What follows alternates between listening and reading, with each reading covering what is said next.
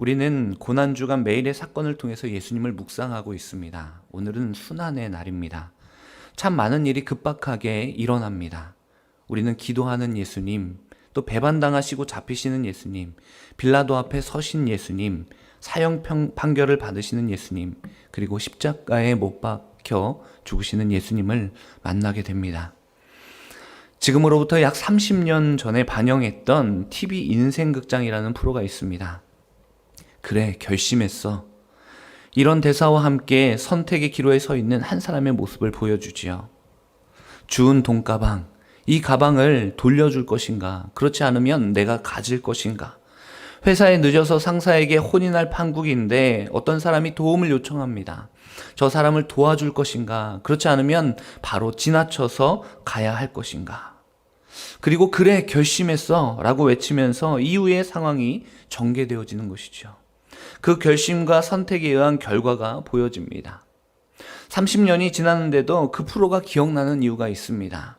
그것은 우리의 삶에 끊임없는 선택의 순간들이 기다리고 있기 때문이죠. 이러한 선택 앞에 자유하지 못하기 때문입니다. 이러한 선택은 우리가 죽는 날까지도 되풀이 될 것입니다. 혹시 오늘 새벽 알람이 울렸는데 고난주간 특별 새벽 예배에 있는데 성전으로 나가야 할 것인가? 오늘 저녁에 성금요 예배도 있는데 혹시 피곤하진 않을까? 새벽에 나갈까 말까 그렇게 고민하신 분 여기는 없으시죠? 오늘 새벽 예배 마치고 아침을 먹고 출근을 할까?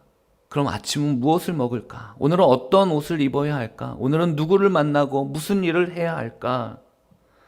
지금 할까? 나중에 할까? 우리는 계속해서 이러한 선택을 고민하게 됩니다. 왜냐하면 인생은 무수한 선택으로 만들어지기 때문이죠. 그러한 선택을 통해서 그러한 선택의 결과가 오늘 우리를 만들었기 때문입니다. 그렇다면 여러분, 이러한 선택의 기로 앞에 우리는 한 가지 생각해 보아야 할 것이 있습니다. 왜 그러한 선택을 하게 되었는가? 또 그렇게 선택하게 된 기준은 무엇인가 하는 것입니다. 십자가 사건에 등장했던 많은 사람들이 있습니다. 예수님을 30에 팔았던 가룟 유다가 있습니다. 예수님을 부인하고 모른다고 했던 베드로가 있습니다. 예수님을 잡으러 온 대제사장과 바리새인들이 있습니다. 강도를 잡을 때나 사용했던 커다란 검과 몽치를 가지고 나왔던 경비대장과 군인들이 있습니다. 예수님을 옥에 가두고 희롱하고 때리고 그 옥에서 예수님의 고통을 바라봤던 간수들이 있습니다. 예수님을 호기심으로 바라봤던 헤롯 왕이 있었고 군중들의 원성으로 십자가형을 선고한 빌라도가 있습니다. 과연 이들은 왜 그렇게 선택한 것일까요? 그들이 그렇게 선택을 했던, 그렇게 행동했던 이유는 무엇일까요? 왜 그렇게 후회스러운 선택을 하게 된 것일까요? 물론 하나님께서는 그들의 어리석은 선택조차도 하나님의 방법으로 하나님의 일을 이루어 가시며 결국 구원의 역사를 써내려 가십니다. 하나님께서 선으로 바꿔주셨습니다. 그러나 한 가지 주목해 보아야 할 것은 우리는 이들의 선택을 결코 답습해서는 안 된다는 것이죠. 그들의 잘못된 선택을 우리는 반면교사 삼아야 합니다. 특별히 오늘 순환의 날 선택의 기로 앞에 있는 인물들을 살펴보고자 합니다. 먼저는 빌라도의 선택입니다. 빌라도는 2000년이 지난 오늘에도 그의 이름이 불리워집니다.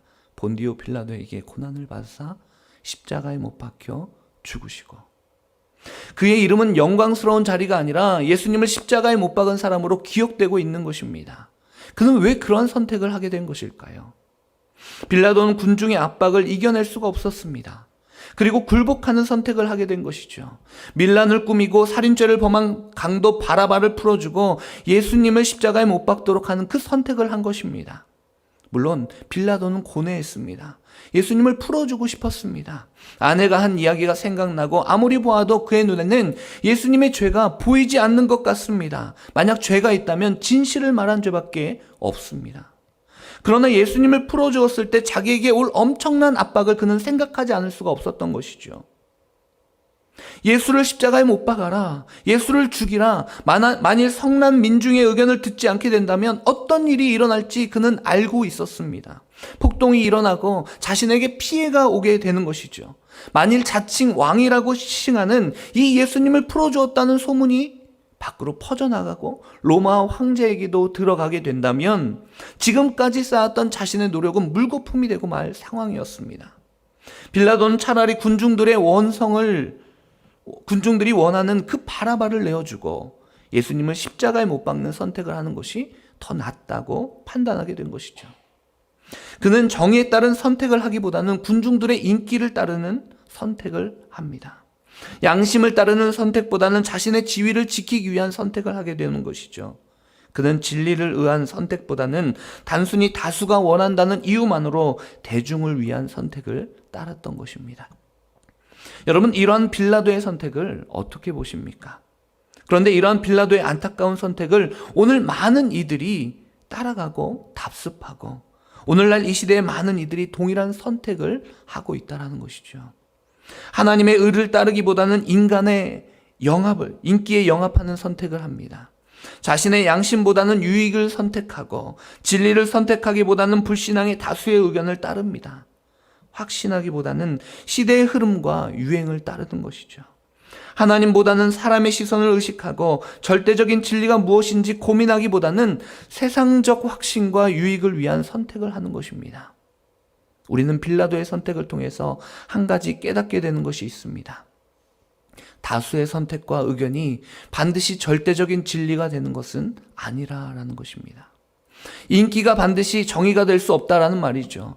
때로는 세상적인 가치관과 유행이 우리의 마음속에 가장 중요한 확신을 저버릴 수도 있다는 사실을 우리는 기억해야 합니다. 하나님의 따가운 시선을 의식함으로 하나님 앞에 가장 불행한 선택을 하게 될 수 있다는 것을 우리는 빌라도의 선택을 통해서 알게 되어지는 것이죠. 우리는 또 한 번의 선택을 주목해 보아야 합니다. 군중들의 선택입니다. 예수님의 십자가 사건을 바라보며 지속적으로 드는 의문이 있습니다. 빌라도가 바라바를 내어주고 예수님을 십자가에 못 박게 한 이유는 그 원인을 제공한 바로 군중들 때문이죠. 어찌 보면 빌라도의 선택은 군중들의 선택이라고 해도 과언이 아닙니다. 그렇다면 왜 군중들은 예수님이 아닌 이 바라바를 내어주라고 한 것일까요? 군중들의 선택은 어디서 온 것일까요? 종려주일과 오늘 금요일과의 차이를 한번 생각해 보면 좋겠습니다. 지난 주일만 하여도 예수님께서 예루살렘에 입성하실 때 군중들은 어떠하였습니까? 종려가지를 흔들고 예루살렘에 입성하시는 그 예수님을 환호하며 그 앞에 자신의 겉옷을 내어놓고 예수님을 맞이하고 있습니다.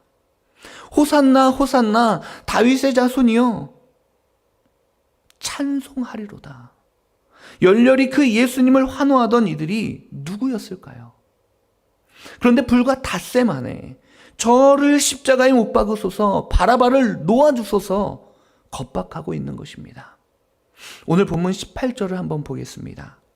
무리가 일제히 소리질러 이르되 이 사람을 없이 하고 바라바를 우리에게서 놓아주소서.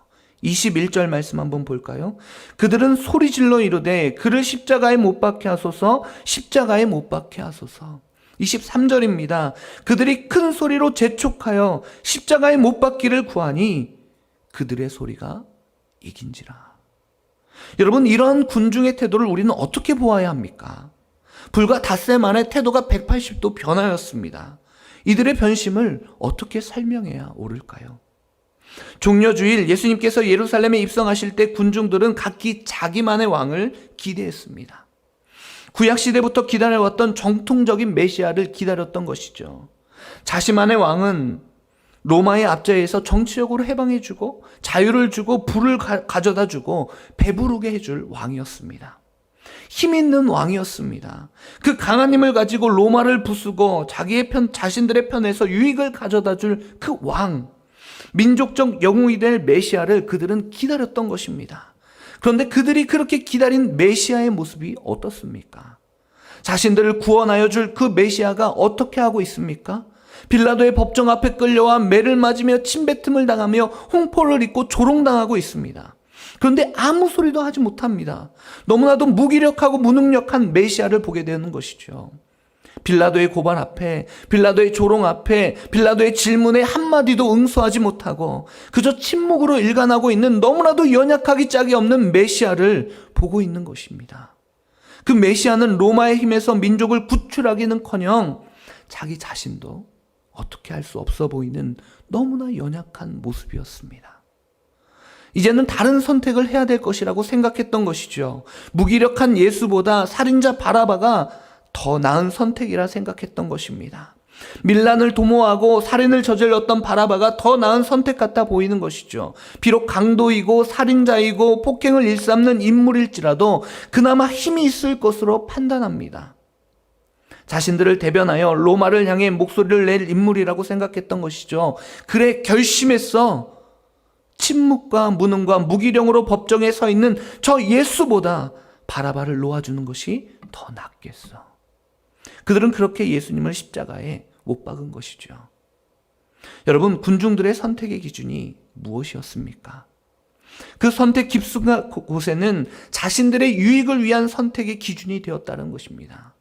세속적인 동기가 있었습니다. 내가 가지고 있는 기대와 내가 원하는 욕구에서 우러나온 그 동기를 가지고 예수님을 바라보았던 것이죠. 그리고 그들은 닷새 만에 예수님 앞에 실망하여 등을 돌리고 맙니다. 여러분, 2020년에 기운실이라는 기독교 윤리 실천 운동이라는 단체에서 한국교회 사회적 신뢰에 대한 여론조사 결과를 발표했습니다. 만 19세 이상 무작위로 1000명에게 전화를 하였습니다. 질문은 한국교회를 종합적으로 보았을 때 얼마나 신뢰하십니까? 라는 질문이었습니다. 63.9%가 부정적인 답변을 내놓았습니다.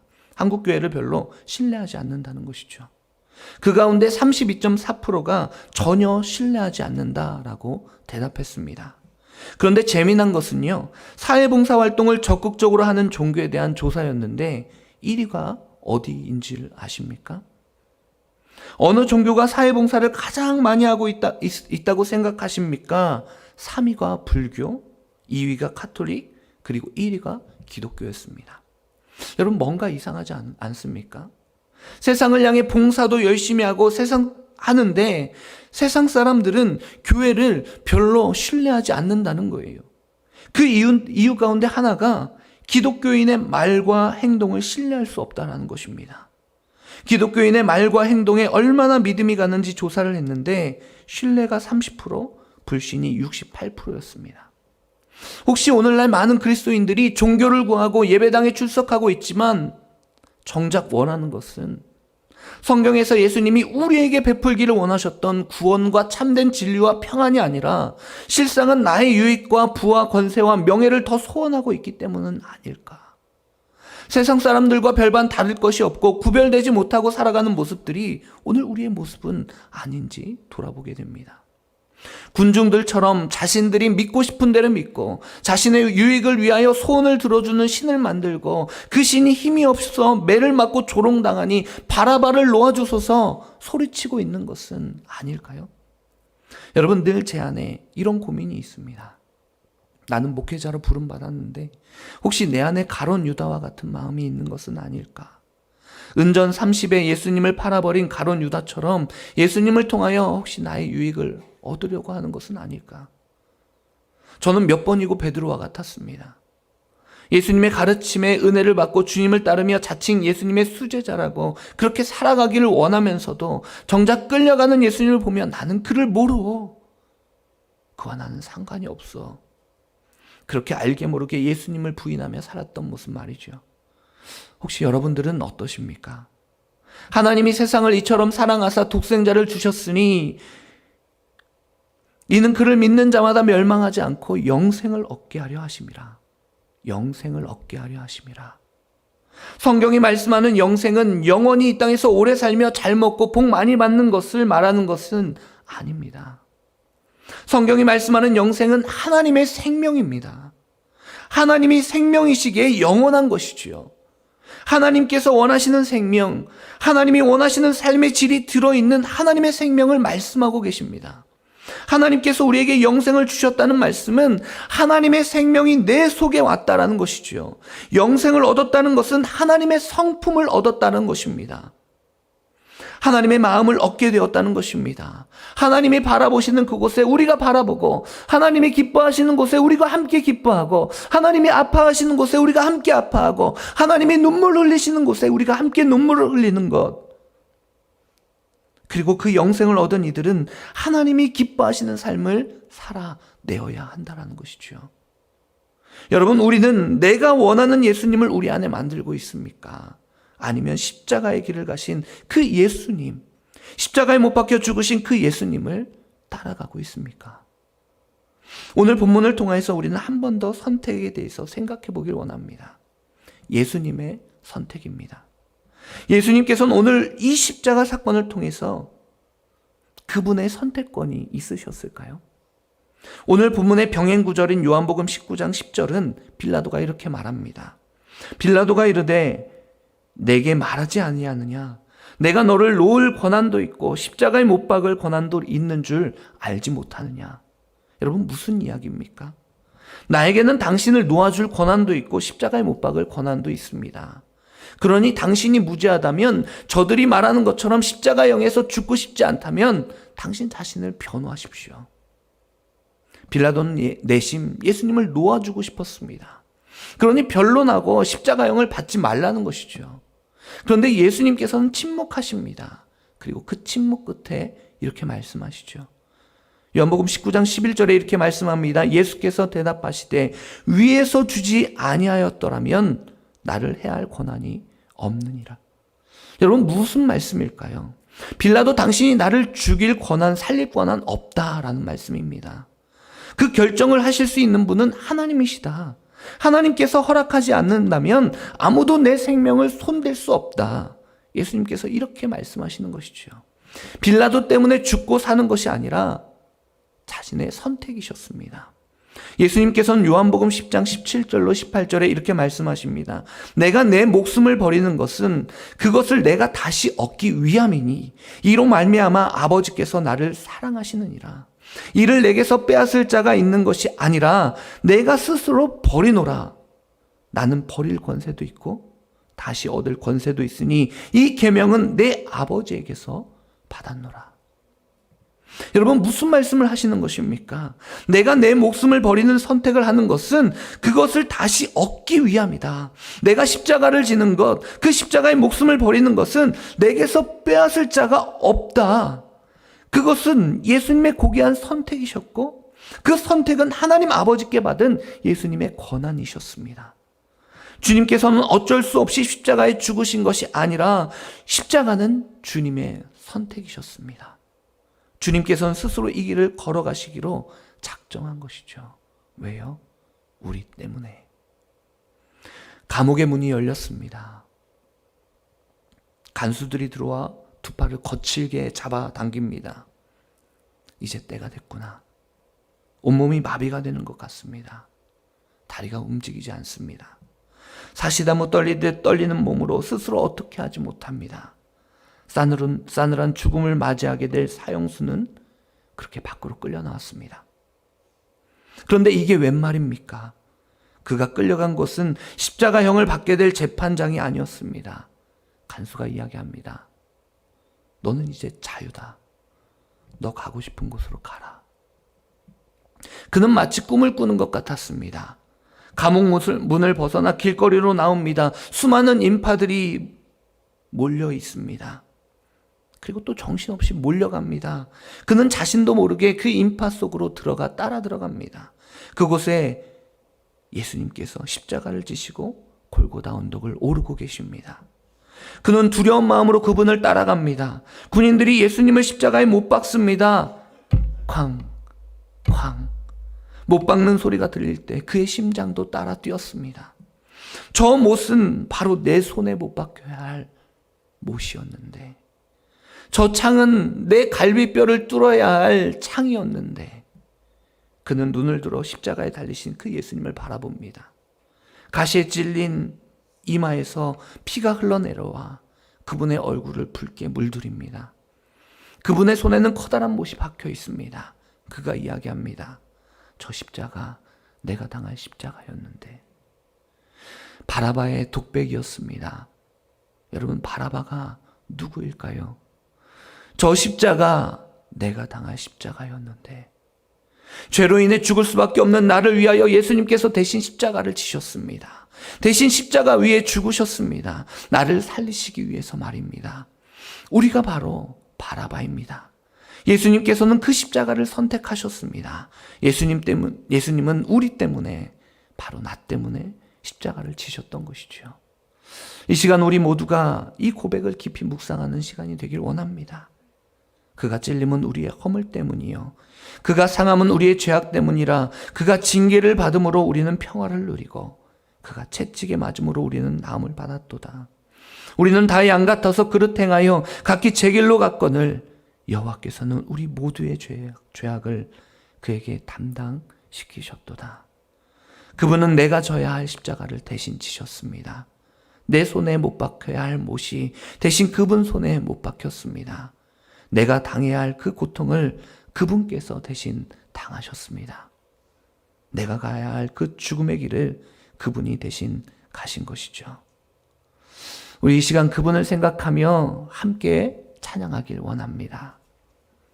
주님, 우리의 마음을 씻어 주시옵소서.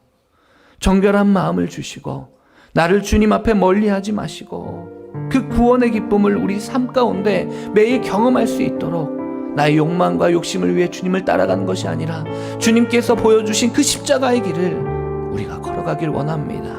우리 이 마음으로 함께 이 찬양 함께 고백하겠습니다.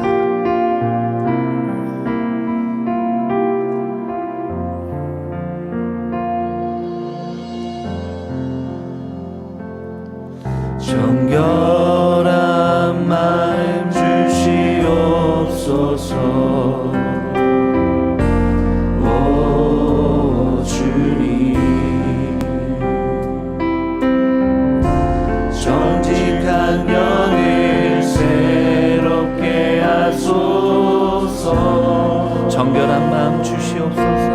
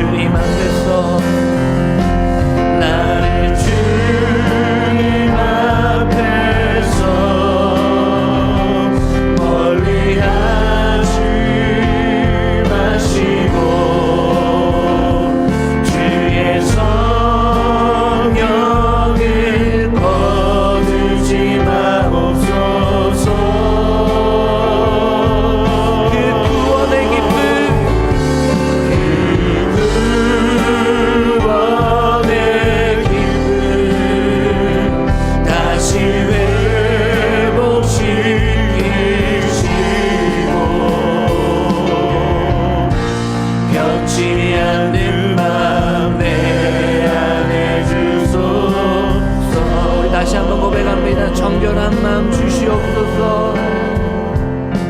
정결한 마음 주시옵소서.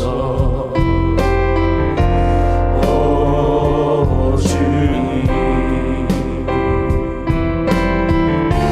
정직한 영을 새롭게 하소서.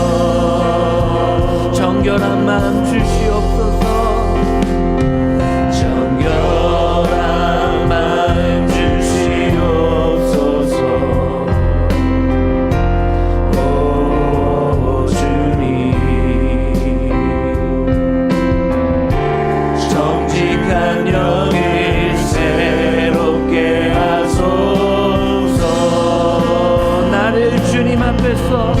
멀리하지 마시고 나를 주님 앞에서 멀리하지 마시고 주의 성령을 거두지 마옵소서.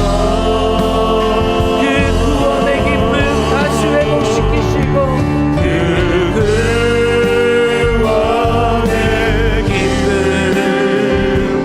다시 회복시키시고 변치 않는 맘 내 안에 주소서.